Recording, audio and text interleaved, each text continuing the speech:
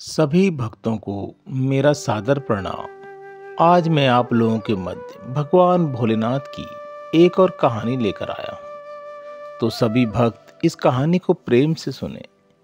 तो कहानी को प्रारंभ करते हैं।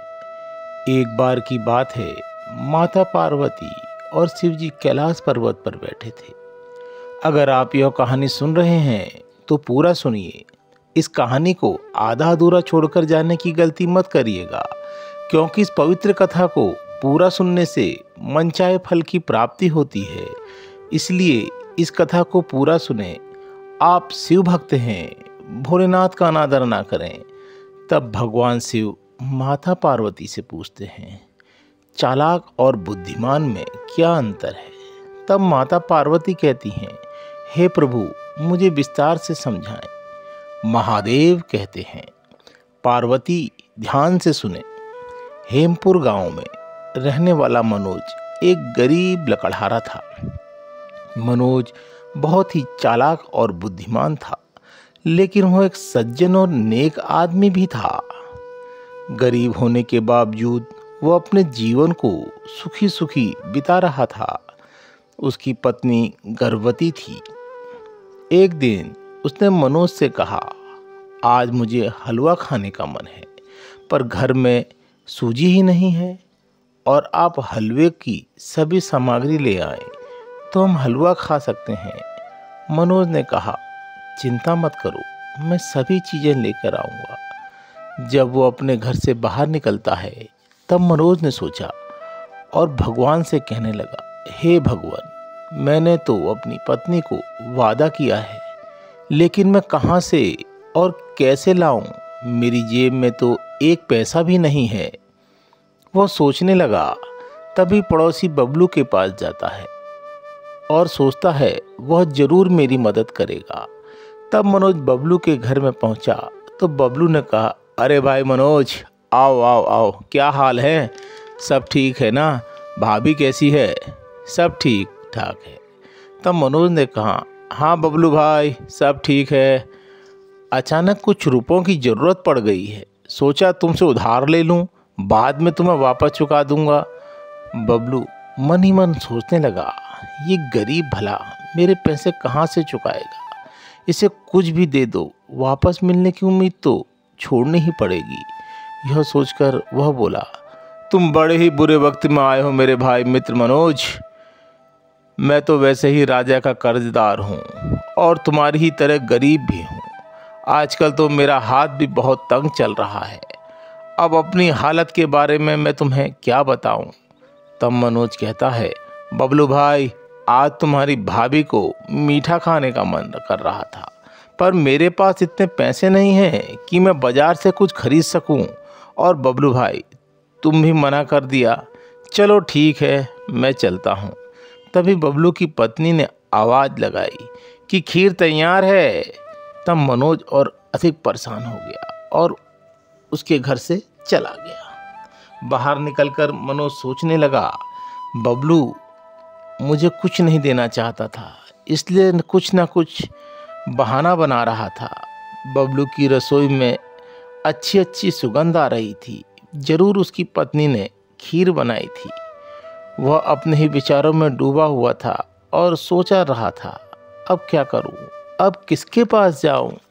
कौन मुझे उधार देगा? मुझको लगता है पत्नी की इच्छा पूरी नहीं कर पाऊंगा। चलते चलते मनोज की नज़र एक सुंदर और आलीशान घर में पड़ी। घर के निकट जाकर मनोज ने एक राहगीर से पूछा, भाई, किसका घर है? इतना बड़ा और सुंदर, और इसकी इतनी सजावट क्यों है? तब उस व्यक्ति ने मनोज से कहा, तुम्हें नहीं पता, यह मुन्ना सेठ की हवेली है। विवाह के 15 साल बाद उनके घर में बेटा हुआ है। इसी खुशी से वो खर्चा नहीं करेंगे तो कब करेंगे? तब मनोज ने पूछा, खाना पीना कब करेंगे? तब राहगीर ने कहा, अभी तो सजावट चल रही है, खाना तो कल होगा। मेरी पत्नी का आज खीर खाने का मन है। यह सब वह सोच ही रहा था कि तभी उसके दिमाग में तरतीब आई और वो खुशी से उछल गया। वहाँ से वह सीधे बाजार परचून की दुकान में गया और बोला, राम राम सेठ, गोदाम में सूजी की कितनी बोरियां हैं? राम राम भाई, राम राम, कहाँ से आए हो? तब मनोज ने कहा, मैं मुन्ना सेठ के घर से आया हूँ, उसके यहाँ लड़का हुआ है। तब तो हमारी तरफ से भी सेठ को मुन्ना लाल की बहुत बहुत बधाई देना और हमारी तरफ से राम राम बोलना। कितनी बोरियां चाहिए मुन्ना सेठ को? तब मनोज कहता है, वो तो मुझे नहीं पता सेठ जी, लेकिन मुन्ना सेठ ने कहा है कि लाला मदन से पूछ लो, उसके गोदाम में कितनी बोरियां हैं सूजी की, और नमूने के लिए थोड़ा थोड़ा सामान ले आना। तब मदन सेठ कहता है, भाई गोदाम में हम माल नहीं रखते हैं, 30-40 बोरियां सूजी की होंगी मेरे पास, और इतने में तो मुन्ना सेठ का काम चल ही जाएगा। और जहाँ तक तुम्हें सैंपल देने की बात है तो मैं तुम्हें अभी दिलवा देता हूँ। तब मदन ने अपने नौकर को आवाज़ लगाई, हरिया, ओ हरिया। जी मालिक। हरिया, 250 ग्राम बेसन इस आदमी को नमूने के तौर पर दे दो, यह अपने मालिक मुन्ना सेठ के लिए ले जाएगा। तब मनोज ने 250 ग्राम नमूने की सूजी ली और वहाँ से चला गया। उसके बाद मनोज वहाँ से एक घी के व्यापारी के पास पहुँचा और इसी तरह उसने 50 घी के पीपे होने की बात कही, घी व्यापारी से कही और पूरी वही कहानी बोली। तब घी सेठ ने कहा, कल तो वह नमूने के तौर पर घी लेकर गया था, क्या वह घी खराब है? जाकर बोल देना मुन्ना सेठ से, घी लेना है तो ले, वरना हम उसे नमूने का घी नहीं देने वाले। उसकी यह बात सुनकर मनोज हैरान हो गया और चुपचाप वहाँ से चला गया और दूसरे घी के व्यापारी के पास गया और इसी तरह उसने पूरी कहानी उस घी के व्यापारी को सुनाई और बोला, चिंता मत करो, सेठ मुन्ना लाल ने हमको याद तो किया, चल मैं नमूने का घी देता हूँ। और फिर वहाँ से मनोज नमूने का घी मिल गया। घी लेकर मनोज वहाँ से चल दिया। इसी प्रकार धीरे धीरे कर मनोज ने हलवे की पूरी सामग्री जुटा ली और सामग्री एकत्र कर घर की तरफ चल दिया और अपनी पत्नी से सारा सामान दे दिया। और पत्नी कहती है, आप सारा सामान ले आए? मैं तो सोच रही थी आज मेरे दिल की बात पूरी ही नहीं हो पाएगी, दिल की बात मेरे दिल में ही रह जाएगी। चलो आप आराम करो, तब तक मैं हलवा बना देती हूँ। और पत्नी ने स्वादिष्ट हलवा बनाया। संयोग की बात है कि उसी दिन वहाँ के राजा भेष बदलकर रात्रि में गांव में भ्रमण कर रहे थे और इत्तेफाक से वह लकड़हारे मनोज की झोपड़ी के बाहर ही खड़े थे और दोनों पति पत्नियों की सारी बातें सुन रहे थे। मनोज ने झोपड़ी के अंदर अपनी पत्नी से कहा, सुनो, तुमने हलवा तैयार कर लिया है तो, लेकिन इसे अभी हम नहीं खाएंगे। तब पत्नी बोलती है, क्यों? तब मनोज बोलता है, हमारा पड़ोसी बबलू है ना, मैं उससे तुम्हारी इच्छा पूरी करने के लिए उधार मांगने गया था, तो वो कह रहा था कि उसकी पत्नी की इच्छा भी हलवा खाने की है। अगर वह यहाँ आ गया तो हमें ना चाहते हुए भी हलवा उसे देना पड़ेगा। तुम एक काम करो, कुछ हलवा ले आओ, मैं उसकी पत्नी को दे आता हूँ। फिर वह हलवा लेकर बबलू के घर जाता है और बबलू को हलवा देते हुए बोलता है, ले बबलू भाई, हलवा खा ले, तेरी भाभी ने भेजा है। इस पर बबलू बहुत शर्मिंदा होता है। फिर मनोज वापस अपनी झोपड़ी में आ जाता है और झोपड़ी के आने पर देखता है कि दिया बुझ गया, दिए का तेल खत्म हो गया। तब मनोज की पत्नी कहती है, हाय राम, दिया तो बुझ गया और बिल्कुल अंधेरा हो गया, अब हम अंधेरे में बैठकर घी हलवा कैसे खाएंगे? दोनों पति पत्नी ने ऐसा ही किया। वो दोनों अंधेरे में ही हलवे का आनंद लेने लगे। उसी समय राजा भी झोपड़ी के अंदर आ गया और अंधेरे का फायदा उठाकर उनके साथ बैठकर हलवा खाने लगा। दोनों पति पत्नी इस बात से अनजान थे कि कोई तीसरा व्यक्ति भी उनके साथ बैठकर हलवा खा रहा है। राजा के भी साथ बैठकर हलवा खाने से हलवा जल्दी खत्म हो गया। मनोज और उसकी पत्नी दोनों हैरान हो गए। मनोज ने अपनी पत्नी से कहा, हे भाग्यवान, हलवा इतनी जल्दी खत्म कैसे हो गया? उसकी पत्नी ने फिर तुरंत दिया जलाया। तब मनोज ने देखा कि वहाँ एक तीसरा व्यक्ति भी है जो हलवा खा रहा है। वह हैरान हो गया।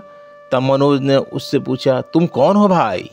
फिर राजा कहता है, मैं तुम्हारा मेहमान हूँ, हलवा तुमने बहुत अच्छा बनाया है, यह स्वर्ण मुद्रा उपहार के रूप में रखो। तब मनोज ने कहा, नहीं भाई, आप हमारे मेहमान हो और मेहमान से कोई कीमत नहीं ली जाती है। दुख है कि तुमने चुपचाप हलवा खा लिया, जिससे मेरी पत्नी के लिए कम हलवा बचा। मैंने मेहनत करके हलवे का सामान इकट्ठा किया था। राजा चौंक गए और पूछा, यह सामान कैसे लाया था? तब मनोज ने अपनी पूरी कहानी सच सच मेहमान को बता दी। सारा सामान खत्म हो गया है, अब और हलवा नहीं बन सकता है। तब राजा कहता है, मुझे माफ कर दो मित्र, मैं मजाक में तुम पति पत्नी की इच्छा के बीच में बाधक बन गया। अब तुम मुझसे स्वर्ण मुद्रा भी लेने को तैयार नहीं हो, किंतु मैंने तुम्हें मित्र कहा है, इसलिए मेरी एक बात मानो। कल तुम अपने राजा के राज दरबार में जाना, वो अवश्य तुम्हारी कोई ना कोई सहायता करेंगे। इतना कहकर राजा वहां से चले गए। महल में जाकर वह राजा के रूप में आए और अपने पहरेदार को आदेश दिया, कल एक गरीब आदमी हमारे महल में आएगा, उसका नाम मनोज है, उसे बिना किसी रोक टोक के मेरे महल में आने देना और मेरे पास पेश करना। पहरेदार ने कहा, जो आज्ञा महाराज। अगले दिन सुबह मनोज की पत्नी ने मनोज को उठाया और कहा, आज तो आपको राजमहल जाना है। ठीक है, उठ रहा हूँ। और जब वो तैयार होकर राजमहल जाने लगा तो मनोज की पत्नी कहती है, सुनो जी, आप राजमहल खाली हाथ जाओगे क्या? महाराज के लिए आपको कुछ तो उपहार स्वरूप कुछ भेंट लेकर जानी चाहिए। तब मनोज बोला, अरे भाग्यवान, हमारे पास है ही क्या महाराज को उपहार देने के लिए। तब पत्नी बोली, अरे आप चिंता मत कीजिए, जाइए देखिए राजमहल में क्या होता है और सुनिए। जहाँ पर राजा को उपहार देने की बात है, परसों ही मैंने एक बहुत सुंदर कबूतर पकड़ा था। मैंने उसे पालने की सोची थी, क्योंकि आप तो लकड़ी काटने के लिए जंगल चले जाते हो और मैं दिन भर घर में अकेली रहती हूँ। सोचा था दिन भर कबूतर के साथ अपना दिल बहला लिया करूँगी। आज वही सुंदर कबूतर महाराज को उपहार देने के लिए ले जाइए। मनोज अपनी पत्नी की बात मानकर राजमहल की ओर चल दिया। ठीक उसी समय राजमहल के पहरेदारों ने राजा के पास आकर कहा, महाराज, एक दूत आपसे मिलना चाहता है। दूत को महाराज के सामने लाया जाए। दूत बोला, महाराज की जय हो, महाराज की जय हो, मैं काशीपुर के राजा का दूत हूँ। हमारे महाराज ने आपके लिए एक पैगाम भेजा है। तब राजा बोले, क्या पैगाम है, हमें बताओ। तब दूत बोलता है, महाराज, यह पैगाम सांकेतिक है जो आपको समझना होगा और फिर इसका उत्तर देना होगा। यह कहते हुए दूत ने फर्श पर खड़िया से गोल आकार का घेरा बना दिया और अपनी पोटली से निकालकर अनाज के दाने गोल घेरे के चारों ओर फैला दिए। इसके बाद राजा से बोला, महाराज, यही पैगाम है, अब आप इसका क्या उत्तर देना चाहते हैं? यह सोचकर महाराज सोचने लगे, यह इस दूत ने हमें किस मुसीबत में डाल दिया। काशीपुर हमारे राज्य से 20 गुना शक्तिशाली और विशाल राज्य है और उसके राजा सुल्तान सिंह को अप्रसन्न नहीं किया जा सकता। राजा की समझ में यह सांकेतिक पैगाम का कोई उत्तर नहीं आ रहा था। तब उन्होंने अपने मंत्रियों से कहा कि बताएं, इस पैगाम का क्या अर्थ है। सभी मंत्री इस पैगाम का कोई उत्तर नहीं समझ सके और पूरे राजमहल में सनसनी और भय का माहौल पैदा हो गया। मंत्री ने राजा से कहा, महाराज, मुझे क्षमा कीजिए, यह सांकेतिक संदेश मेरी समझ से बाहर है और आपके बाकी मंत्री भी इस सांकेतिक संदेश को कोई हल नहीं निकाल पा रहे हैं। राजा सोच में पड़ गया कि अब हम क्या करें, इस पैगाम का क्या उत्तर दें। राजा ये सब सोच ही रहा था कि तभी दरबार में मनोज का आगमन हुआ। मनोज ने महाराज को देखकर प्रणाम किया। राजा को देखते ही मनोज समझ गया कि कल जो व्यक्ति हमारे घर में आया था वह महाराज ही थे। राजा ने भी मनोज को पहचान लिया और दिमागी रूप से परेशान होने के बावजूद भी राजा ने बड़े प्यार से मनोज का स्वागत किया। आओ मनोज, तुम्हारे बारे में हम भूल ही गए थे, इसलिए तुम्हारे स्वागत का कोई इंतजाम नहीं कर पाए। तब मनोज बोला, महाराज, मैं तो आपका सेवक हूँ और आपके दर्शन के लिए आया था। मेरे लिए तो यह बहुत बड़ी बात है कि आपने मुझे पहचान लिया। मैं क्षमा चाहता हूँ कि मैं कल आपको नहीं पहचान पाया था। अगर मैंने कोई भूल की है तो कृपया मुझे माफ़ कर दीजिए। राजा, अरे भाई, माफ़ी की क्या बात है, बल्कि हमें माफ़ी मांगनी चाहिए कि मैं तुम्हारे और तुम्हारे पत्नी के बीच में बाधा बन गया था। राजा और मनोज की बातों को दरबारी कुछ भी ना समझ सके। थोड़ी देर बाद करने के बाद मनोज ने राजा के चिंतित चेहरे को देखकर समझ गया कि महाराज किसी परेशानी में हैं। तब मनोज बोला, आप कुछ परेशान दिखाई दे रहे हैं महाराज। अगर आप चाहें तो अपनी परेशानी मुझे बता सकते हैं। मनोज अपने कबूतर को अपनी झोली में रखकर महाराज से बातें कर रहा था। फिर राजा थोड़ी देर रुके और मनोज को अपनी पूरी परेशानी बताई। राजा की बात सुनकर मनोज ने कहा, तो काशीपुर के राजा के इस सांकेतिक पैगाम ने आपको परेशान कर रखा है। तब मनोज कहता है, महाराज अगर आप आज्ञा दे तो इसका उत्तर मैं दे देता हूँ। तब राजा बोले, अगर तुम ऐसा कर पाए तो हमारा तुम पर बहुत ही उपकार होगा। तब मनोज ने अपने झोले में से कबूतर को निकाला और उस घेरे के बीच में कबूतर को छोड़ दिया। कबूतर एक क्षण रुका और घेरे के बाहर पड़े दानों को देखने लगा। फिर आगे बढ़कर उसने अनाज के सभी दाने फटाफट चुंग लिए। थोड़ी ही देर में कबूतर गेहूं के सारे दाने खा चुका था।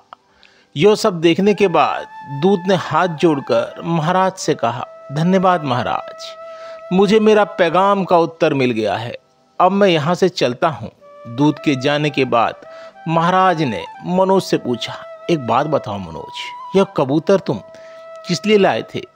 महाराज मैं इसे आपको उपहार में देने के लिए लाया था, लेकिन मुझे बहुत खुशी है कि यह आपकी परेशानी का हल करने का एक माध्यम बन गया। बात यह थी कि मैं पहली बार आपके राजा से मिलने के लिए आया था, इसलिए मेरी पत्नी ने कहा था राजा के पास खाली हाथ मत जाओ, उपहार में देने के लिए यह कबूतर अपने साथ ले जाओ। तब मैं यह कबूतर अपने साथ ले आया। तब राजा ने बड़ी खुशी के साथ कबूतर को उपहार के रूप में स्वीकार किया। फिर कहा, एक बात और बताओ मनोज, तुमने काशीपुर के राजा के सांकेतिक पैगाम को कैसे समझा और उसका क्या उत्तर दिया? तब मनोज कहता है, महाराज काशीपुर के राजा ने आपके राज्य पर आक्रमण करने का संकेत दिया था और वो आक्रमण करने की योजना बना रहे थे। तब मैंने शांति दूत कबूतर को उस घेरे में डाल दिया जिससे उसने सारे अनाज के दाने खा लिए। तब महाराज बोले, बहुत अच्छा मनोज, तुम्हारे उत्तर से मैं बहुत खुश हुआ हूँ। मैं आज से तुम्हें अपना सलाहकार नियुक्त करता हूँ। और मनोज ने राजा के विशेष सलाहकार के रूप में अपना जीवन प्रारंभ किया। फिर माता पार्वती कहती हैं, यह कहानी से मैं सब समझ गई प्रभु। फिर भगवान भोलेनाथ कहानी को समाप्त करके कैलाश पर्वत में अंतर्ध्यान हो जाते हैं। भक्तों, अगर यह कहानी आप लोगों को अच्छी लगे तो कमेंट्स बॉक्स में हर हर महादेव जरूर लिखना। और अगर इस वीडियो को बोलते समय बोलने में मुझसे कोई त्रुटि हुई हो तो उसके लिए मैं आपसे क्षमा मांगता हूँ और भगवान भोलेनाथ से प्रार्थना करता हूँ कि जिस भक्त ने भी इस कहानी को पूरा सुना हो उसको खुशियों से भर देना। हर हर महादेव, हर हर महादेव।